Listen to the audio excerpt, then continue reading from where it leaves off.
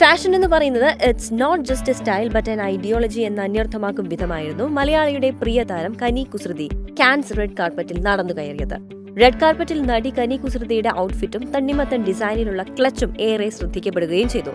Palestine പതാകയുടെ നിറങ്ങളായ ചുവപ്പും പച്ചയും കറുപ്പും കലർന്ന കനിയുടെ തണ്ണിമത്തൻ മോഡൽ ക്ലച്ചായിരുന്നു കാൻസിൽ ഹൈലൈറ്റ് ആയത്. പലസ്തീൻ പ്രദേശങ്ങളിലെ ഇസ്രായേൽ അധിനിവേശത്തിനെതിരായ പോരാട്ടത്തെ പ്രതിനിധീകരിച്ച് പ്രതിഷേധങ്ങളിലും കലാസൃഷ്ടികളിലും കാണുന്ന പലസ്തീനികളുടെ പൊതുപ്രകടനത്തിന്റെ പ്രതീകമാണ് തണ്ണിമത്തൻ. പലസ്തീൻ ഐക്യദാർഢ്യം പ്രഖ്യാപിച്ചുകൊണ്ട് കയ്യിലൊരു പൊളിറ്റിക്കൽ സ്റ്റേറ്റ്മെന്റും തൂക്കി നടന്നു കയറിയ മലയാളി തന്റെ രാഷ്ട്രീയപരമായ അഭിപ്രായം ഉയർത്തിക്കാട്ടിയപ്പോൾ ഹോളിവുഡ് നടിയും നിർമ്മാതാവുമായ കെയ്റ്റ് ബ്ലാഞ്ചറ്റ് പലസ്തീൻ പതാകയോട് സാമ്യമുള്ള തന്റെ വസ്ത്രം ധരിച്ച് പലസ്തീനോടുള്ള ഐക്യദാർഢ്യം പറയാതെ പറഞ്ഞോ എന്നാണ് സമൂഹ മാധ്യമത്തിൽ സംശയം. പ്രത്യക്ഷത്തിൽ ഒരു ബോഡിക്കോൺ ബ്ലാക്ക് ഗൗൺ എന്ന് തോന്നുമെങ്കിലും കെയ്റ്റിന്റെ വസ്ത്രത്തിന്റെ പുറകിലും താഴെയുമായുള്ള കറുപ്പും പച്ചയും വെള്ളയും നിറങ്ങൾ റെഡ് കാർപ്പറ്റിനോട് ചേർന്നപ്പോൾ പലസ്തീനിയൻ പതാകയുടെ അതേ കളർ കോമ്പിനേഷൻ എന്നും പലസ്തീനോടുള്ള ആദര സൂചകമായാണ് കെയ്റ്റ് ആ ഗൗൺ ധരിച്ചിരിക്കുന്നത് എന്നും പലരും വ്യാഖ്യാനിച്ചു. അതുകൊണ്ട് തന്നെ ഈ വർഷത്തെ കാൻസ് ഫിലിം ഫെസ്റ്റിവലിൽ രാഷ്ട്രീയ പ്രസ്താവനകൾ തങ്ങളുടെ റെഡ് കാർപ്പറ്റ് ലുക്കിലൂടെ പറഞ്ഞ് കനി അടക്കമുള്ള സുന്ദരിമാർ ലോക ശ്രദ്ധ നേടി.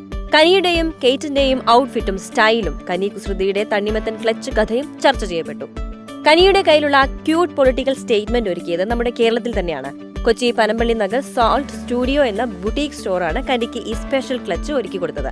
വസ്ത്രം ഒരുക്കുമ്പോൾ പൊളിറ്റിക്കൽ സ്റ്റേറ്റ്മെന്റ് വേണമെന്നും അത് കാവ്യാത്മകമായിട്ടാകണമെന്നും തനിക്ക് നിർബന്ധമുണ്ടായിരുന്നെന്ന് കനി പറഞ്ഞു.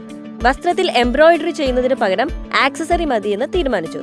തണ്ണിമത്തന്റെ നിറങ്ങളിൽ ബീഡ്സ് ഉപയോഗിച്ചുള്ള അലങ്കാരങ്ങളും ചേർത്തത് പൂർത്തിയാക്കിയെന്ന് പറയുകയാണ് കനിയുടെ സുഹൃത്തു കൂടിയായ stylist Diya John. Initially V planned അതിന്റെ മാപ്പ് എംബ്രോയിഡറി ആയിട്ട് കൊടുക്കാം, അല്ലെങ്കിൽ സാരിയിൽ ഒരു ബ്രൂച്ച് പിൻ വെല്ലം വെച്ച് ചെയ്യാം, ഒരു വാട്ടർമെലൺ ചെയ്യാം. അങ്ങനെ കുറെ ഞങ്ങൾ പ്ലാൻ ഔട്ട് ചെയ്തിട്ട് പിന്നെ ഞങ്ങൾ ആദ്യം we thought of wearing A sari. We thought last ഉള്ള എല്ലാ അപ്പിയറൻസിലും എല്ലാ ഇന്ത്യൻ ആക്ടേഴ്സും വരുന്നത് സാരിയിലും ഇന്ത്യൻ ലെഹങ്കാസിലും ഒക്കെയാണ്. പിന്നെ അതിനൊരു ആക്സസറി ഫുൾ ഓൺസംബിൾ ആയിട്ട് നമ്മൾ ക്രിയേറ്റ് ചെയ്യുമ്പോൾ അതിലെവിടെ ആ ക്ലച്ച് ബാഗ് ആയിരിക്കും ഒരു കംപ്ലീറ്റ് ലുക്ക് ക്രിയേറ്റ് ചെയ്യാൻ നല്ലത് എന്ന് എനിക്ക് തോന്നിയപ്പോൾ ഞാൻ പറഞ്ഞു നമുക്ക് ഇതിനൊരു ബാഗ് ആയിട്ട് ചെയ്താലോ, അതാണ് കുറച്ചുകൂടി ഇൻട്രസ്റ്റിംഗ് ആയിരിക്കും. നമുക്കൊരു ന്യൂട്രൽ കളർ ഔട്ട്ഫിറ്റ് പിടിച്ചിട്ട് ഈ വാട്ടർമെലൺ ബാഗ് നല്ല എലമെന്റ് ചാടി നിൽക്കുകയും ചെയ്യും. And you can hold it in your hand as an accessory. It will give A complete look. തന്റെ വസ്ത്രധാരണം പലസ്തീനെ പിന്തുണയ്ക്കുകയാണെന്ന് കെയ്റ്റ് അഭിപ്രായമൊന്നും പറഞ്ഞില്ലെങ്കിലും സമൂഹ മാധ്യമം അത് ഏറ്റെടുത്തിരിക്കുകയാണ്. UN അഭയാർത്ഥി ഏജൻസിയുടെ ഗുഡ്വിൽ അംബാസിഡർ കൂടിയായ ഓസ്കർ ജേതാവായ താരം പലസ്തീനു വേണ്ടി പലപ്പോഴും ശബ്ദമുയർത്തിയിരുന്നു. കഴിഞ്ഞ വർഷം നവംബറിൽ യൂറോപ്യൻ പാർലമെന്റിൽ ഗസയിൽ അടിയന്തര വെടിനിർത്തലിന് അവർ ആഹ്വാനം ചെയ്തിരുന്നു. കെയ്റ്റ് ബ്ലാഞ്ചറ്റിന്റെ ഈ റെഡ് കാർപ്പറ്റ് ലുക്കിന് പിന്നിൽ പലസ്തീനോടുള്ള ഐക്യദാർഢ്യം തന്നെയാണോ, താരം ആ കാര്യം പറയാതെ പറയുകയാണോ എന്ന ചോദ്യത്തിന് സ്റ്റൈലിസ്റ്റ് ദിയ ജോൺ പറഞ്ഞത് ഇങ്ങനെയാണ്. I hope she really meant that. ഈ പറഞ്ഞ പോലെ എല്ലാരും ഒരു സട്ടിൽ രീതിയിലൂടെയാണല്ലോ അത് കാണിക്കുന്നത്. Nobody want to show it out there so obvious and loud. പിന്നെ ഇറ്റ്സ് എ കറേജിയസ് മൂവ്മെന്റ്. എല്ലാവർക്കും അത് ചെയ്യാൻ പറ്റില്ല. whoever have done that, it's a brave move, I guess.